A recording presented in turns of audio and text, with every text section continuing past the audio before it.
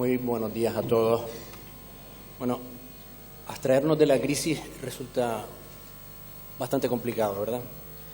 Y es que esta crisis, esta maldita crisis que llevamos padeciendo desde hace unos cuantos años y que parece que no va a tener fin, ha puesto en evidencia no pocas vergüenzas en las que nos habíamos habituado a vivir, aunque a decir verdad lo mejor sería decir a malvivir.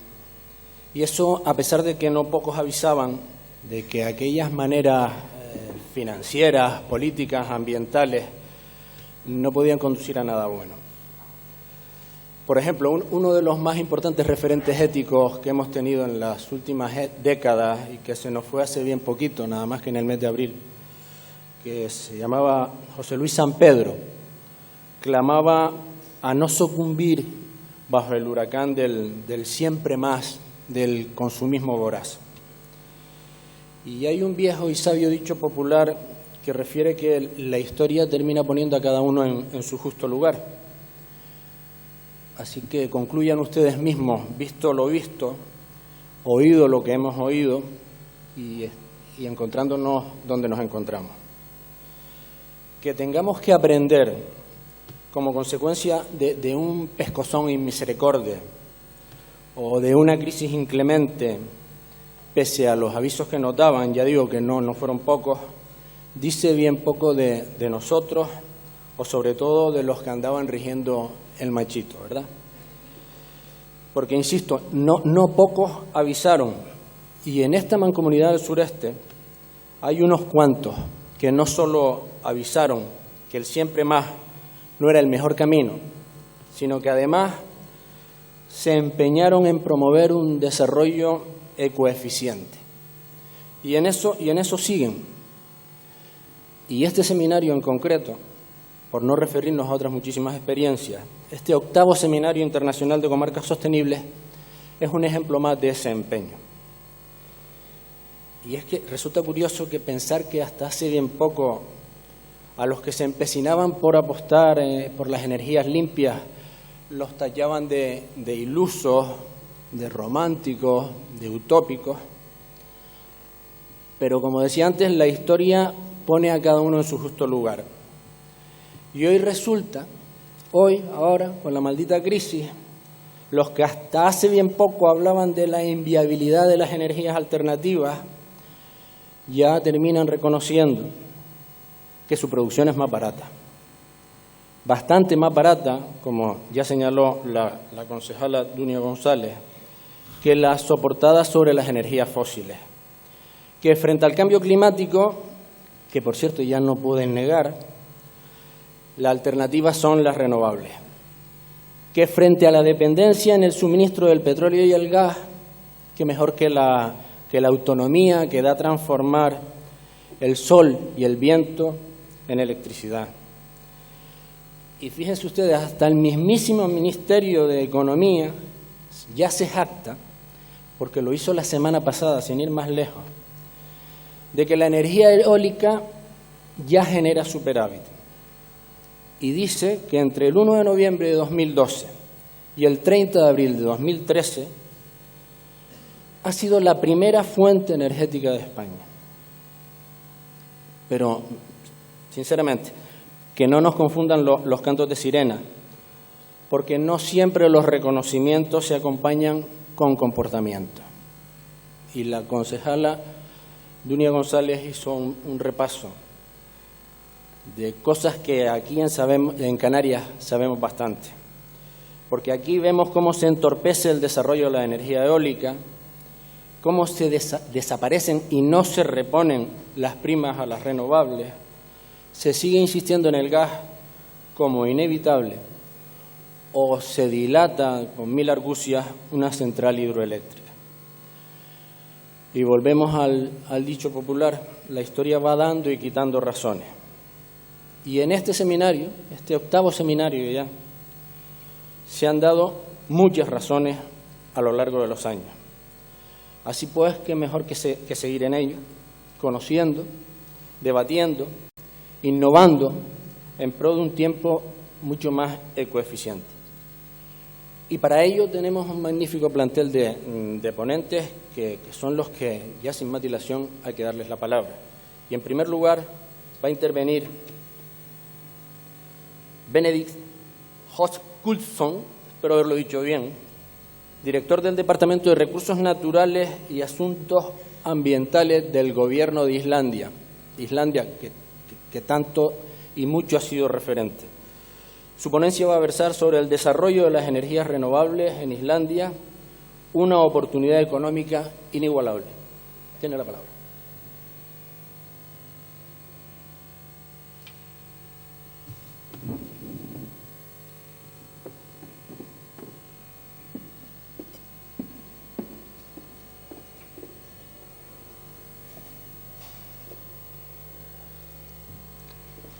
Good morning.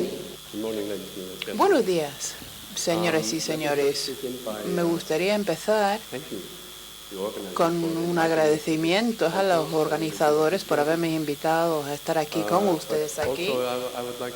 También me gustaría agradecer personalmente a Javier Betancourt, que es el cónsul honorario de Islandia aquí en Islandia, que ha insistido mucho para que pudiéramos estar aquí. Para mí es un placer estar aquí por primera vez. Veo muchas similitudes entre lo que tienen ustedes aquí y la situación en Islandia. Quizás estarán preguntándose qué hago yo aquí de asuntos, o sea, un representante gubernamental hablando de renovables.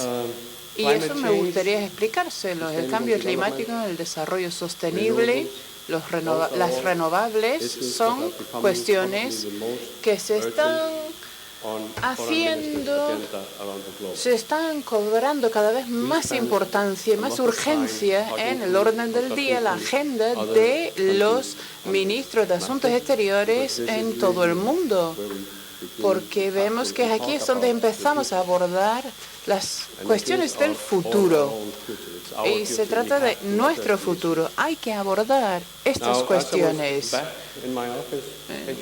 Cuando estaba yo en mi despacho pensando en este seminario, me preguntaba cómo puedo caracterizar lo que yo quiero transmitirles hoy, porque quiero poder describirles en pinceladas la experiencia que hemos tenido nosotros en nuestro país. Seguro que ustedes seguirán su propio camino, pero me gustaría compartir el nuestro con ustedes y lo voy a caracterizar de la siguiente manera. Todo el desarrollo que se ha dado en mi país, desde el país más pobre de Europa, a principios del siglo pasado hasta el día de hoy, y la situación en la que nos encontramos.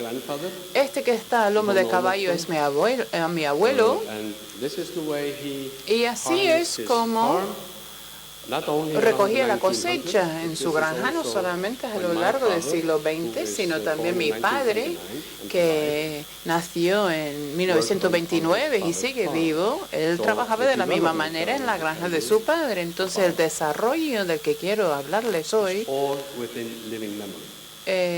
se ha realizado dentro de la memoria de personas que todavía viven, por ejemplo, en la memoria de mi padre. Entonces he visto que hay unos jóvenes estudiantes aquí hoy y yo les dirijo estas palabras. Ustedes van a ver cambios de esta magnitud durante Lo que hicimos fue, siendo un país pobre ahí en Islandia, lo primero que constatamos era que teníamos mucha agua caliente, geotérmica. Y en los años 30, hubo políticos que pasaron un debate que si habría que hacer o traer esa agua de manera frecuente a las ciudades por el beneficio de la gente. La persona que ganó ese argumento ganó las elecciones. y empezamos a traer agua caliente para las casas, para calentar las casas. Aquí tenemos el primer edificio con agua caliente de fuentes geotérmicas. Esto es una escuela que todavía está ahí. Fíjense en las nubarrones que tiene encima, frías, de carbón, porque ahí en Reykjavik había bastante contaminación en ese tiempo. Entonces íbamos de casa en casa, calle por calle, pueblo por pueblo, trayendo esa agua caliente a nuestras casas. En los años 50, después de la Segunda Guerra Mundial, tuvimos muchas de estas plantas pequeñas hidroeléctricas a nivel individuales, pequeñas instalaciones que servían una granja cada uno. Lo que quería enseñarles aquí con esta gráfica es que cuando se habla del cambio climático, cuando hablamos de abordar el cambio climático, de lo que realmente estamos hablando es la necesidad de lo que hablamos, la transformación de la energía. Necesitamos que el mundo transforme su fuente y producción de energía desde los combustibles fósiles hacia los renovables. No es tan fácil, convencer a todo el mundo que eso sea el paso adelante, pero eso es lo que tenemos que hacer. Algunos dicen que esto es imposible, esto no va a pasar durante mi vida, pero eso es una equivocación, porque mi padre ha vivido dos transformaciones enérgicas, porque a principios de los años 30 nos cambiamos de las fuentes animales, de aceite y turba, y cambiamos a lo que era petróleo y gas.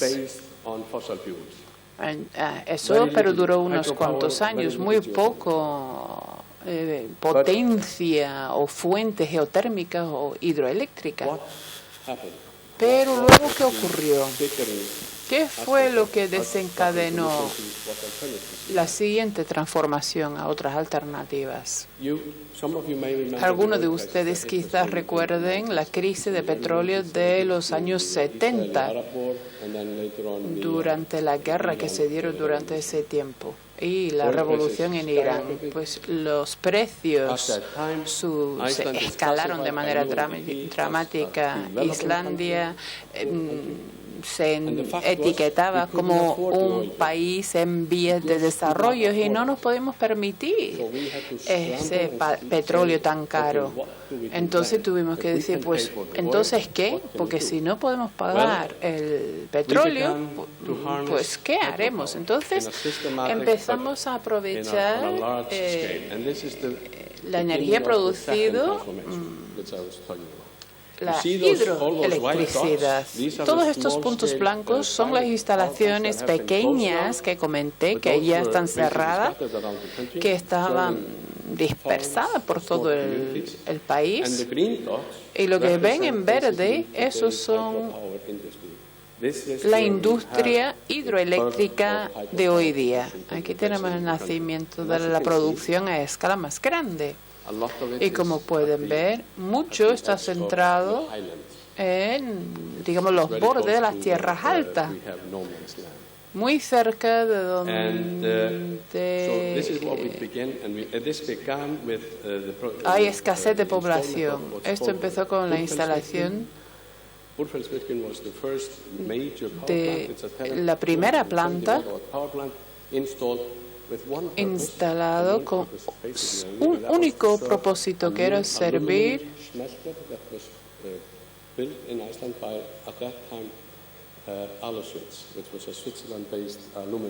una fábrica instalada por un fabricante suizo. Aquí tenemos las presas principales, los embalses El primero que ven ahí tiene potencia de 690 megavatios, que empezó a funcionar en el 2008, y si estuviera sirviendo toda la comunidad, podría cubrir las necesidades de Islandia más de 5 veces. Entonces, ¿qué hacemos con esto? Lo vendemos a una planta en la costa este. Quizás un poquito más tarde empezamos también a aprovechar la energía geotérmica, pero en una escala menor que la versión anterior. La primera planta se instaló en el norte y servía nada más que a la comunidad local con electricidad y también agua caliente para la producción de los invernaderos. Y lo que se ha dado desde el año 2000 más o menos, hemos ido avanzando en la producción de la electricidad de la potencia generada de manera geotérmica, instalando estas plantas que pueden ver aquí. Aquí lo vienen todas las dispositivos con sus nombres respectivos. Esto es realmente un resumen de las plantas que tenemos. Estos son como museos. Esto lo quiero destacar porque es muy importante en Islandia que todas las plantas generadoras estén abiertas al público, que lo pueden visitar. Y ahí dentro tenemos museos y centros educativos y de interpretación para que nosotros podamos crear realmente un camino renovable. Tenemos que introducir, tenemos que traer a los niños para que lo entiendan, pero que formen parte de todo esto. Si algunos de ustedes vienen a Islandia, yo personalmente me comprometo a llevarles a ver esta planta de producción energética. Esto es muy importante, porque no se trata únicamente de la energía, se trata de una forma de vivir. Se tiene que integrar desde las edades más tempranas para que estén acostumbrados a esto. Tenemos una población de 300.000 personas aquí, recibimos 600 y pico mil turistas todos los años, y a las plantas energéticas las visitan 500.000 de personas todos los años. Esto hay que pensarlo. Piense en Reykjavik. Aquí tenemos otra imagen. Aquí podemos ver la tendencia desde los años 70 en adelante.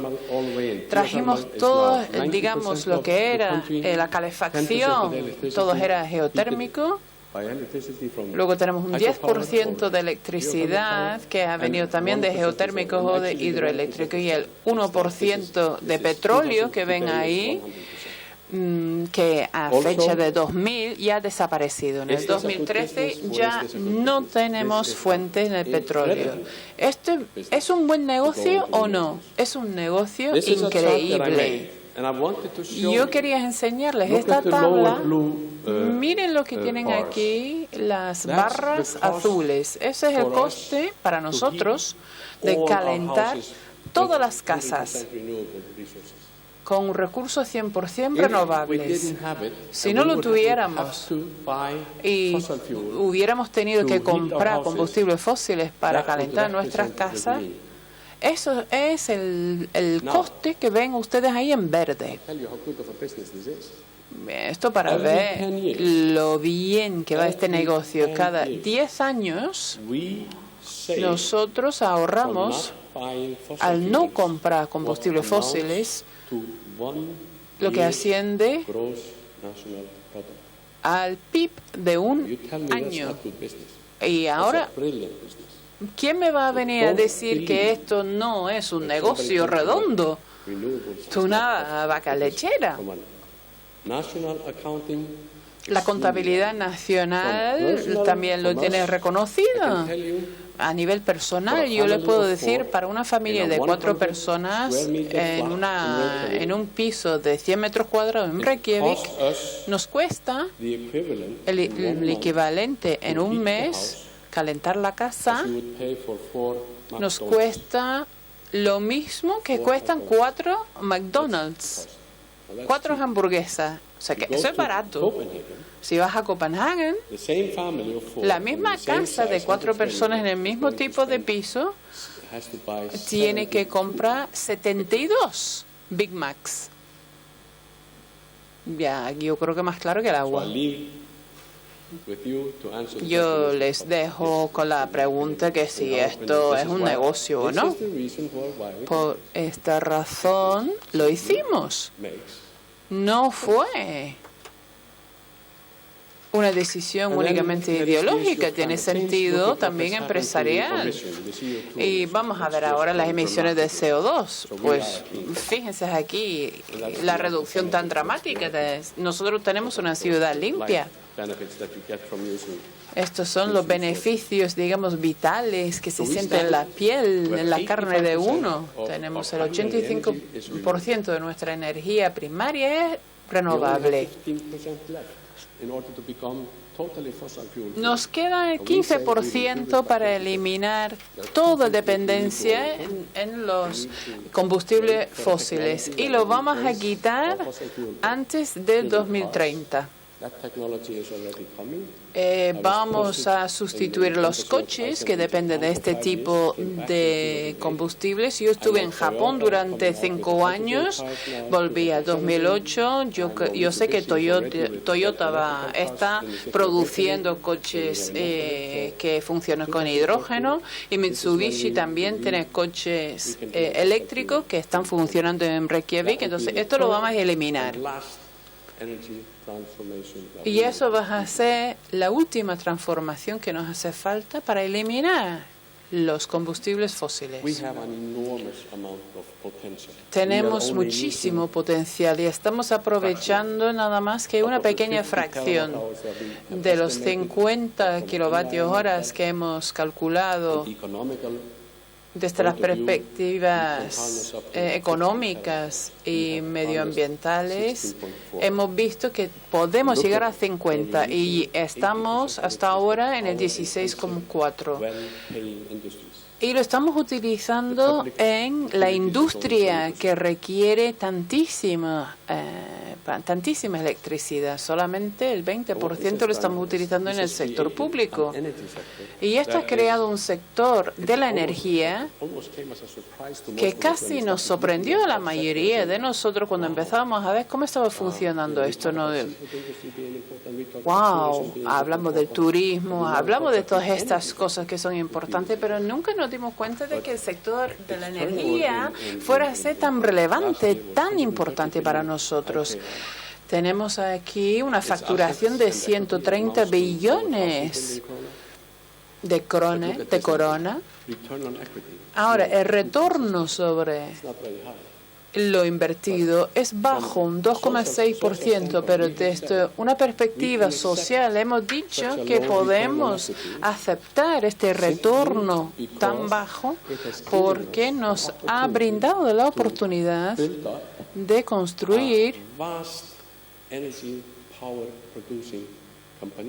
unas empresas enormes que producen muchísima electricidad, que atraen a grandes industrias para que se instalen en el país. Eso no lo tuvimos antes, así que si vamos a ver los bienes, nosotros somos los propietarios de estas plantas, que eso tiene un valor muy grande, que quizás el retorno luego es más bajo. Ha habido ahí conflictos, ha habido tensión ahí con, por ejemplo, las empresas, los proveedores de la energía. Y dicen, ¿y por qué no construimos más hospitales o escuelas? ¿Por qué se ha invertido tanto en el sector de la energía? Pero que ahora ya este sector es tan grande, esta industria exporta. Hace 15 años no existía. Siempre hay un equilibrio entre lo que cuesta y los beneficios que puede traer. Y eso es lo que han hecho nuestros políticos. Aquí tenemos, si saben algo de Islandia, sabes que antes dependíamos mucho de la pesca. Representaba un 40% del PIB, que ahora ha bajado al 11%. La industria también está sobre 11% y electricidad son 4 y pico. Hemos podido diversificar también nuestra economía, algo que es muy importante, porque yo recuerdo que cuando yo era joven, cuando hubiera cualquier fluctuación en las cantidades de pesca que teníamos, pues la economía iba subiendo y bajando. Ahora tenemos mucha más estabilidad en el sistema porque no dependemos tanto de un solo sector. Tenemos el sector también de la energía que a su vez ha traído a otros tipos de industrias. Esta imagen aquí va cambiando porque en el 2000 casi el 50% de la energía producida se dedicaba a aluminio y ahora esto ya se ha incrementado al casi el 75%. Y tenemos otra planta que va a estar operativa este año y entonces volverá a cambiar. Y estos hechos son muy importantes cuando hablamos de la economía en general del país. Otra cosa, aquí en España, ustedes también han sufrido la crisis financiera. Ustedes están pasando algunas de estas dificultades. Eso nos pasó a nosotros también. Fuimos los primeros en sufrir esta crisis. El país estuvo tan cerca de la bancarrota que, bueno, eso fue una pesadilla. Hemos salido de esa crisis más o menos bastante fuertes. Tenemos un crecimiento ahora del 1,6%. Hemos llegado al punto más bajo de la recesión y ahora estamos saliendo más o menos positivo. Y una de las razones por las que hemos podido salir tan rápido ha sido por las renovables, porque hemos hecho ese ahorro que yo les enseñé, que no tuvimos que gastar ese dinero comprando combustibles fósiles. Eso es, creo que también una idea de mucho valor. Y aquí, la imagen final que tenemos cuando hablamos de la contabilidad, miramos la cifra de 2000 y 2011. Y ahora tenemos la pesca, que ahora está en segundo lugar, que eso hace 10 años parecía totalmente imposible, pero lo hemos hecho. La industria realmente se ha fortalecido. Es un nuevo gigante de nuestra economía. Si vamos a hacer una comparativa, fíjense en todo lo que nosotros producimos de energía per cápita y no hay nadie que se asemeja a nosotros. Claro, tenemos una población pequeña de 300.000 personas con todo este potencial. Noruega tiene la mitad o hacen la mitad. Es una bendición que tenemos nosotros. Producimos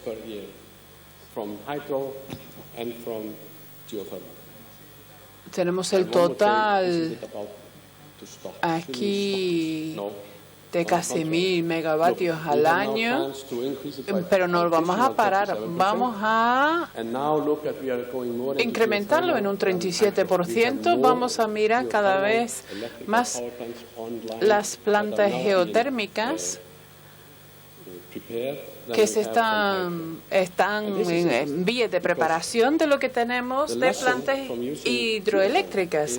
La lección que hemos aprendido utilizando energía geotérmica es que esto es un recurso que está ahí 24 horas al día, 7 días a la semana, 365 días al año. Tiene baja base, está siempre ahí.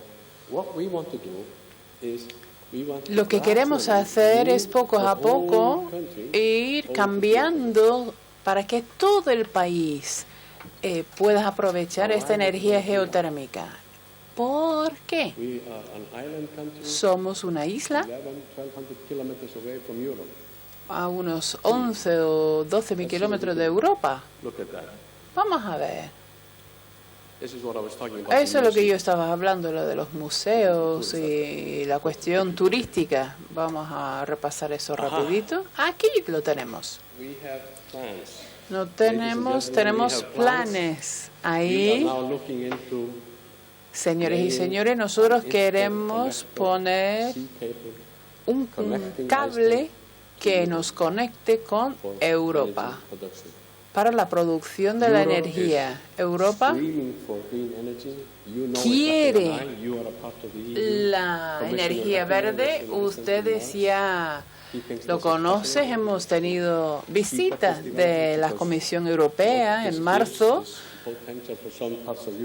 y ellos han visto realmente el potencial que tiene la posibilidad de aprovechar estos recursos que no tienen en otras partes del norte de Europa. Esto es una oportunidad colosal. La gente que han tenido estas ideas dice que esta aventura es mayor aún que cuando se introdujo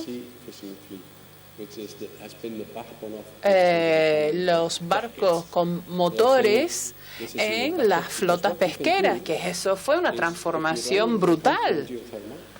Que si tienes el país que funciona con energía geotérmica, puedes almacenar la energía que se produce mediante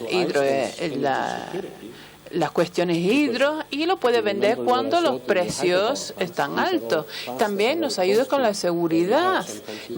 Todas las plantas están cerca de donde podemos sufrir actividades y terremotos. Entonces, hay una relación beneficiosa mutua aquí, recíproca. Si ves aquí, tienes aquí Groenlandia. Y ahí en su costa este tienen una extensión de unos 3.000 kilómetros con 750.000 habitantes y es un trozo grande de hielo. Durante mucho tiempo hemos pensado que si podemos aprovechar algo de la potencia hidroeléctrica, lo podríamos mandar a través de estos cables, pero bueno, eso a mí me tocará bastante mayor.